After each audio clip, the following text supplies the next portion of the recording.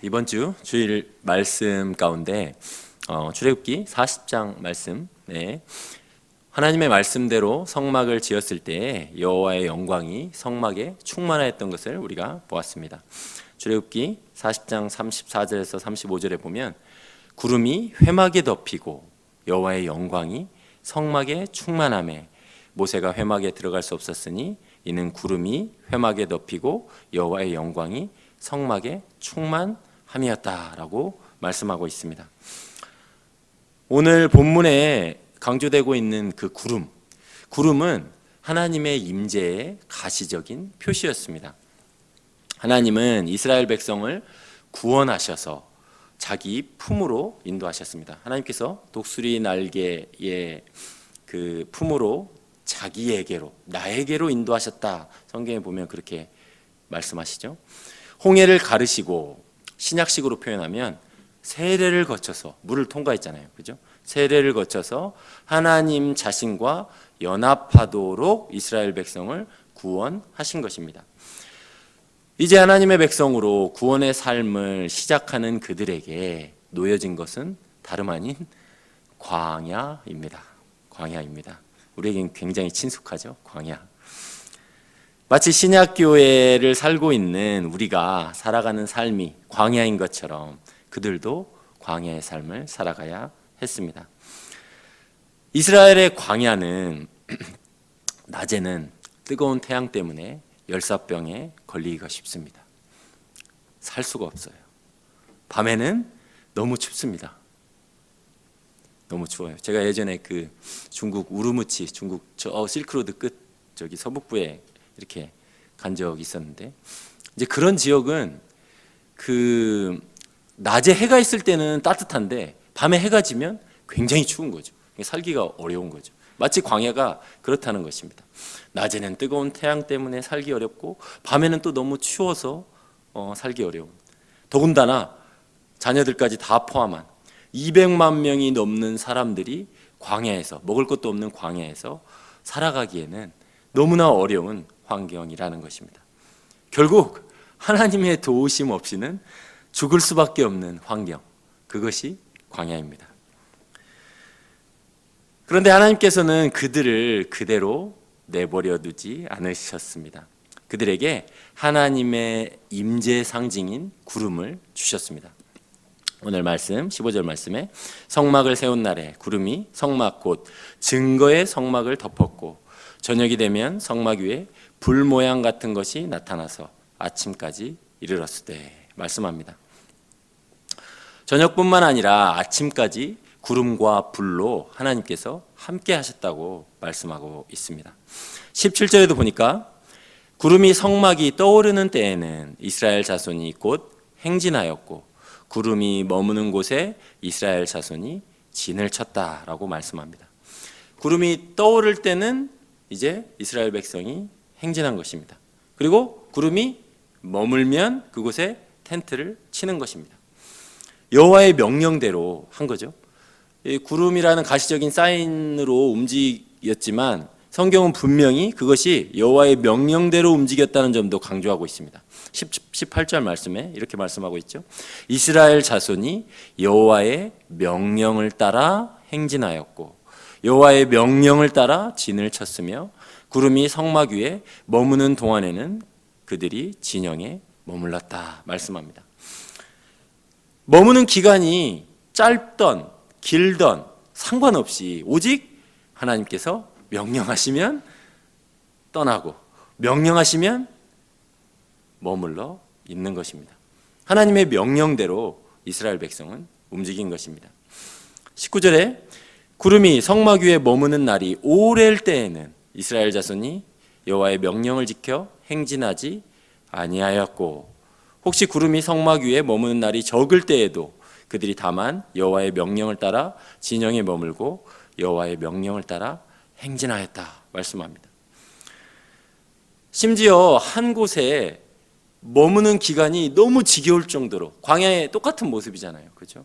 우리 뭐 캠핑 하루 이틀 일주일이면 족하지, 그곳에 뭐 한 달, 두 달, 1년까지 머문다 생각하면 굉장히 지겨울 수 있는데 성경은 그러한 상황까지 지금 자세하게 우리에게 말해주고 있습니다. 22절에 보니까 이렇게 말하고 있는 거죠. 그 광야 생활의 40년의 모습을 이렇게 설명하고 있습니다. 이틀이든지 한 달이든지 1년이든지 구름이 성막 위에 머물러 있을 동안에는 이스라엘 자손이 진영에 머물고 행진하지 아니하다가 떠오르면 행진하였으니, 한 1년 머물면 지겨워서 빨리 떠나고 싶을 거잖아요. 그렇죠? 이 똑같은 곳에서 맨날 똑같은 풍경에, 그죠? 그런데도 그 구름이 머물러 있는 동안에는 이스라엘은 행진하지 아니하고 머물렀다라고 말씀하고 있습니다. 사실 이 광야는 그 길을 그들이 어디에 위험이 있는지, 어디에 어려움이 있는지 잘 모르죠. 그죠? 우리를 가나안 땅, 구약 백성에게 말하자면 하나님의 약속의 땅까지 하나님께서 그 길을 가장 잘 아시죠. 마찬가지로 하나님께서 우리의 본향, 천국 본향까지 가는 길을 하나님께서 잘 아시지 않겠습니까? 어떤 위험과 어려움이 어디에 있을지 하나님께서 가장 잘 아십니다. 그러기에 어떤 곳에서는 이틀만 머물러라, 어떤 곳에서는 일주일만 머물러라, 어떤 곳에서는 좀 길지만 1년 동안 머물러라 하면 우리는 하나님의 말씀대로 그냥 머물르면 되는 거죠. 그리고 하나님이 떠나라 하면 그때 움직이면 되는 것입니다. 오직 하나님의 인도하심을 따라가는 것이 하나님 백성의 삶이라는 것입니다. 그런데 우리의 문제는 무엇입니까? 우리의 문제는 이러한 하나님의 함께하심을 자꾸 잊어버린다는 사실입니다. 저도 목사인데요, 하루에도 수십 번씩 이 하나님의 함께하심을 잊어버릴 때가 너무 많은 것 같아요. 너무 많은 것 같아요. 가정 생활을 해보면 너무 그런 거를 많이 느낍니다. 하나님이 함께 하시는데 하나님의 함께 하심을 자꾸 잊어버리는 거죠. 그죠? 자꾸 제 생각으로 판단하고 그럴 때가 많습니다. 그래서 요즘 버릇이 있는데 자주 지켜오려고 했는데 요즘은 특히 더 그러는 것 같아요. 뭐냐면 핸드폰 꺼내가지고 그 묵상집 제가 보는 거 있거든요. 아침 저녁으로 보는 묵상집이 있는데 어떻게든 말씀을 붙잡으려고 애를 씁니다. 짧게라도 화장실에 가서라도 주여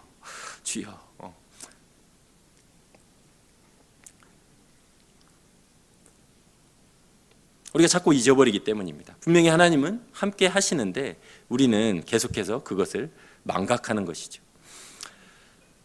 광야 한 곳에 1년 동안 머물도록 하신다면 지겹다고 생각할 수 있겠지만 우리는 그곳에 머물러야 합니다. 텐트 친 지 이제 이틀밖에 안 됐지만 구름이 다시 떠오르면 얼른 빨리 걷어서 움직여야 됩니다. 어쩌면 지친 마음에 불평이 나올 것입니다. 사실 이스라엘 백성은 광야 생활 내내 그렇게 불평했습니다. 하나님의 임재가 늘 함께했지만 그들은 하나님의 임재와 인도하심과 보호하심을 신뢰하지 못했습니다. 눈으로 보이는 명확한 사인이 그들에게 늘 주어졌음에도 불구하고 그들은 하나님의 임재를 의심했습니다. 사실 우리도 그렇지 않습니까? 끊임없이 하나님의 임재와 하나님의 함께하심과 하나님의 보호하심을 의심합니다. 마치 하나님이 안 계신 것처럼 행동할 때가 너무 많다는 것입니다. 조금만 어려운 일이 생기고 다급한 일이 생기면 마치 하나님이 손을 놓고 계신 것처럼 생각하고 행동합니다. 하나님의 텐트가, 하나님의 그 구름이 움직이지도 않았는데 우리의 생각대로 빨리 이렇게 해야 돼, 빨리 저렇게 해야 돼, 빨리 우리 마음대로 움직일 때가 너무 많은 것입니다. 구름이 아직 떠오르지 않았는데도 그렇게 한다는 것입니다. 제가 사실 지난주일 설교 준비하다가 이 구름과 관련해서 큰 은혜를 받았는데요, 출애굽기 40장 37절에 이렇게 말합니다. 구름이 떠오르지 않았을 때는 떠오르는 날까지 나아가지 아니하였으며. 이 말씀이 저한테 확 와닿더라고요. 왜 와닿았냐면 말씀을 준비하는데 이 말씀의 메시지가 선명하지가 않은 거예요. 제 스스로 주일의 설교 마사지가. 그러니까 어떻게 했을까요? 주님, 메시지가 선명히 떠오를 때까지 저 움직이지 않을 겁니다. 메시지를 주십시오. 그런 거 있잖아요. 그죠? 사실 우리가 그런 게 필요하다는 거예요. 우리가 결정해야 될 일이 많고 해야 될 일이 많잖아요. 근데 하나님이 확실하게 이렇게 해라 하시기 명령할 때까지 하나님의 은혜를 구하는 게 필요하다는 거예요. 그렇지 않습니까? 하나님이 어떻게 하라지도 않았는데 우리가 손발이 먼저 움직일 때가 너무 많다는 거예요. 기다려야 하는데 기다리지 못하고 그렇게 정해버릴 때가 너무 많다는 것입니다.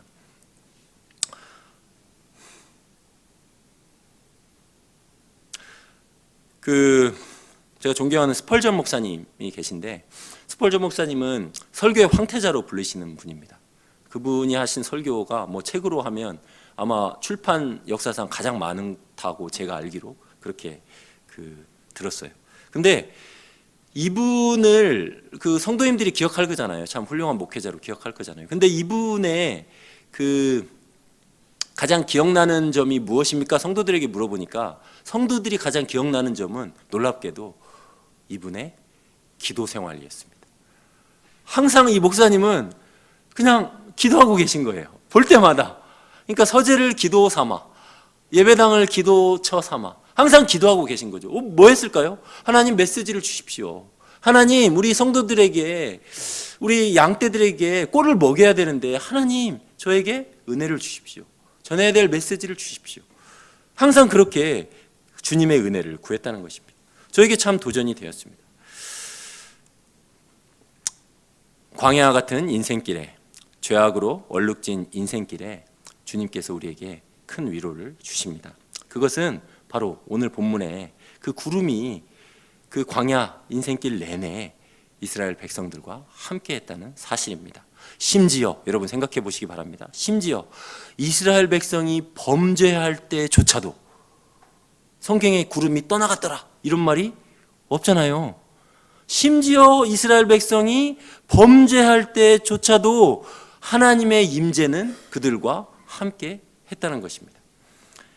출애굽기 14장 19절에 보면 그러한 증거 구절이 있습니다. 어떤 증거 구절이 있냐면, 이스라엘이 진 앞에 가던, 이제 홍해 앞에 가로막혔습니다. 정말 위험한 상황입니다. 근데 이렇게 말해요. 진 앞에 가던 하나님의 사자가, 하나님의 부르심을 받고 하나님의 말씀에 순종하는 사자죠. 하나님의 사자가 그들의 뒤로 옮겨가매. 그죠? 하나님의 사자가 뒤로 옮겨갔습니다. 근데 놀랍게도 그 다음 말이 구름 기둥도 그 앞에서 그 뒤로 옮겨. 그러니까 하나님의 사자가 옮겨갔고 구름 기둥도 옮겨갔어요. 사실 하나님의 사자는 구약에서 보면 그 신약에 오실 예수님을 미리 예표하는 거거든요. 하나님의 사자, 하나님의 심부름꾼이잖아요. 결국 하나님의 사자는 오실 예수님을 예표하는 것이고, 우리가 이 구름을 통해서 보는 것은 그 사자가 뒤로 옮겨가서 이스라엘 백성과 애굽 군대 사이를 그렇게 우리를 보호하시고 인도하시고 이끄셨던 것처럼, 지금 신약교회에 예수님께서 우리와 함께 하시고 우리를 이끄시고 우리를 보호하신다라는 사실을 우리에게 알려준다는 것입니다. 하나님의 사자는 그런 점에서 예수님을 예표하고 있고, 그 예수님께서 우리를 백성 삼으시고 우리가 심지어 범죄할 때조차도 우리와 함께 하신다는 것입니다. 우리가 하늘 본향에 이르기까지 하나님께서 끝까지 우리와 함께 하신다는 것입니다. 그러므로 오늘도 하나님의 함께 하심, 하나님의 보호하심, 하나님의 인도하심을 신뢰하시기 바랍니다. 하나님은 당신의 말씀으로 또한 교회 공동체를 통하여 우리를 인도하시고 보호하시고 우리와 함께 하십니다. 이스라엘 백성이 그렇게 명확하게 눈에 보이는 가시적 사인으로 구름을 보면서 그 광야길을 하나님과 함께 동행하였던 것처럼, 하나님께서는 우리에게 명확히 우리가 알 수 있도록 우리에게 말씀으로 교회 공동체를 통하여 우리를 인도하시고 보호하시고 함께 하실 것입니다. 날마다 그러한 주님의 함께 하심을 누리는 은혜가 충만하기를 예수님의 이름으로 축원합니다. 오늘도 그러한 은혜가 우리 가운데 넘치기를 축원합니다. 기도하겠습니다.